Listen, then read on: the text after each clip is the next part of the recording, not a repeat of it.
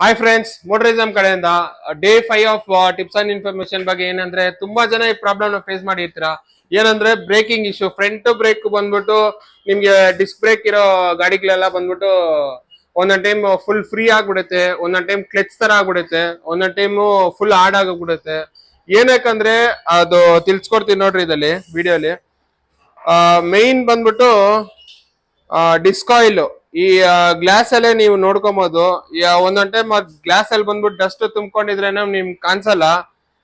ಇಲ್ಲಾಂದ್ರೆ ಅವಾಗ ಏನ್ ಮಾಡ್ಬೇಕಂದ್ರೆ ಈ ತರ ಸ್ಟಾರ್ ಸ್ಕ್ರೂಡ್ರೈವರ್ ನಿಮ್ ಟೂಲ್ಸ್ ಕಿಟ್ ಅಲ್ಲಿ ಸಿಗುತ್ತೆ. ಆ ಸ್ಟಾರ್ ಮೇಲೆ ಸ್ಕ್ರೂ ಇರುತ್ತೆ ಇದ್ಮೇಲೆ. ಈ ಬಿಚ್ಚಿರನೆ ಗೊತ್ತಾಗ್ಬಿಡುತ್ತೆ ಕೆಳಗಡೆ ಆಯಿಲ್ ಐತಾ ಇಲ್ವಾ ಅಂತ. ಸೊ ಇದ್ರಲ್ಲಿ ಆಯಿಲ್ ಐತೆ, ಫುಲ್ ಬ್ಲಾಕ್ ಆಗೈತೆ ನೋಡಿ, ಫುಲ್ ಡಸ್ಟ್ ತುಂಬಿರೋದು ಇದು. ಸೊ ಇದನ್ನ ರೀಪ್ಲೇಸ್ಮೆಂಟ್ ಮಾಡ್ಬೇಕು. ಅದೇ ತರ ಡಸ್ಟ್ ಏನ ತುಂಬಿಕೊಂಡು ಬ್ರೇಕಿಂಗ್ ಇಶ್ಯೂ ಹಂಗು ಡಿಸ್ಕ್ ಆಯಿಲ್ ಇದ್ದು ಸೆಕೆಂಡ್ ಬಂದ್ಬಿಟ್ಟು ಚೆಕ್ ಮಾಡ್ಬೇಕಾಗಿರೋದು ಬಂದು MC ಕಿಟ್, ಮಾಸ್ಟರ್ ಸಿಲಿಂಡರ್ ಒಳಗಡೆ ಈ ರಿಪೇರ್ ಕಿಟ್ ಅಂತ ಬರುತ್ತೆ. ಇದು ಒಳಗಡೆ ಏನಾದ್ರು ಡಸ್ಟ್ ಏನಾದ್ರು ತುಂಬಿಕೊಂಡಿದ್ರೇನು ಇದು ಫುಲ್ ಡಸ್ಟ್ ಐತೆ ನೋಡಿ ಇದಲ್ಲಿ. ಈ ತರ ಡಸ್ಟ್ ಏನಾದ್ರು ತುಂಬಿಕೊಂಡಿದ್ರೇನು ಇದು ವರ್ಕ್ ಆಗಲ್ಲ. ಅವಾಗ್ಲೂ ನಿಮ್ಗೆ ಬ್ರೇಕಿಂಗ್ ಇಶ್ಯೂ, ಫುಲ್ ಫ್ರೀ ಆಗೋದು, ಟೈಟ್ ಆಗೋದು ಇರುತ್ತೆ.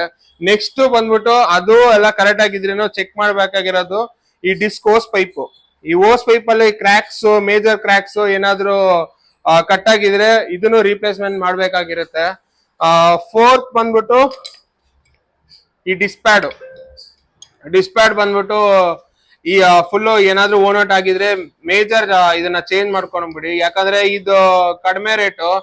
ಇದರಿಂದ ಏನಾಗುತ್ತೆ ಅಂದ್ರೆ ಮೆಟಲ್ ಟಚ್ ಆಗಿ ಇದನ್ನು ಫುಲ್ ರಬ್ ಆಗಿ ಡಿಸ್ಪ್ಲೇಟ್ ಹೋಗ್ಬಿಡುತ್ತೆ. ಡಿಸ್ಪ್ಲೇಟ್ ಸ್ವಲ್ಪ ಎಕ್ಸ್ಪೆನ್ಸಿವ್ ಐತೆ.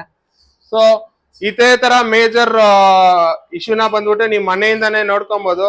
ಅಕಸ್ಮಾತ್ ಏನಾದ್ರು ಬಿಚ್ಚಾಕ್ ಆಗಿಲ್ಲ ಅಂದ್ರೆ ನಿಯರ್ ಬೈ ಮೆಕ್ಯಾನಿಕ್ಸ್ ನ ಕಾಂಟ್ಯಾಕ್ಟ್ ಮಾಡಿ. ಹಂಗೂ ಅವ್ರು ಏನಾದ್ರು ಇಲ್ಲ ಅನ್ಸ್ಯಾಟಿಸ್ಫೈಡ್ ನಿಮ್ಗೆ ಏನಾಗಿದ್ರೆ ಮೋಟರಿಸಮ್ ನ ಕಾಂಟ್ಯಾಕ್ಟ್ ಮಾಡ್ಕೊಳ್ಳಿ, ಫಾಲೋ ಮಾಡಿ.